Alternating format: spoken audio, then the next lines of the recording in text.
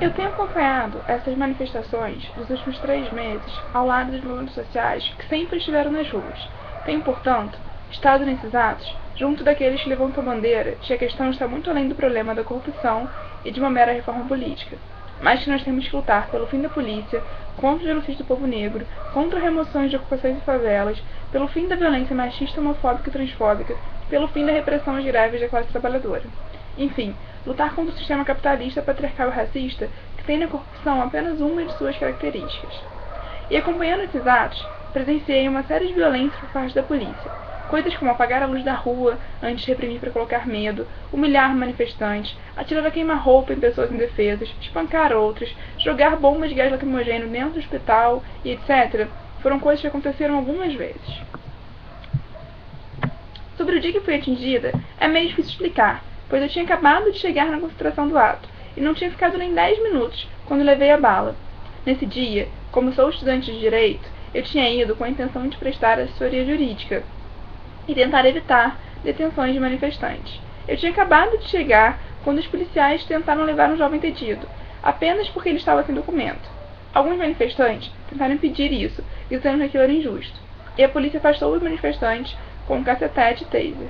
Com medo daquela repressão violenta, minha primeira reação foi fugir para longe dos manifestantes.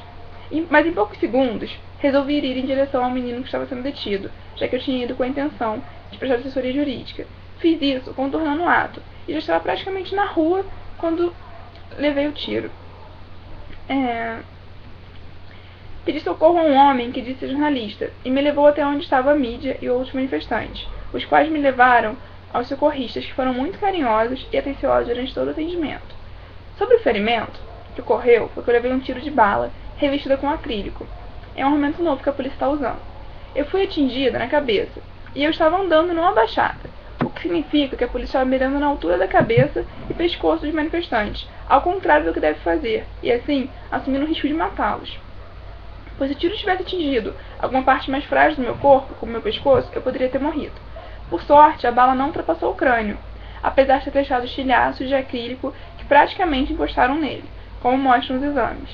Os estilhaços maiores foram retirados, mas ainda assim ficaram alguns de tamanhos ínfimos que não há como retirar e com o tempo o próprio corpo deve expelir. O pior mesmo foi o susto pela violência sofrida. Inclusive, cabe dizer que foram horas de desespero sem saber que tipo de material estava na minha cabeça, já que a tomografia apenas mostrava que tinha um material estranho dentro de mim, e foram horas, portanto, sem saber o risco que estava correndo. A respeito dessas armas não letais, primeiro eu queria dizer que é mentira que não são letais. No Rio e em Belém, por exemplo, pessoas morreram porque inalaram gás lacrimogêneo. E em março desse ano, um jovem morador de Manguinhos teve uma parada cardíaca e morreu logo após ter recebido um disparo da pistola taser. E só para citar alguns casos, pois certamente houveram outros. Eu mesmo poderia ter morrido, dependendo de onde a bala atingisse.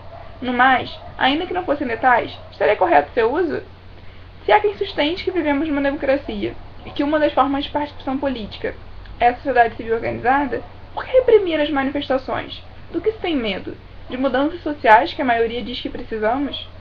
Além disso, é necessário acabar com essa diferenciação de que arma que pode ser usada contra os manifestantes para que arma que pode ser usada contra o povo pobre e negro.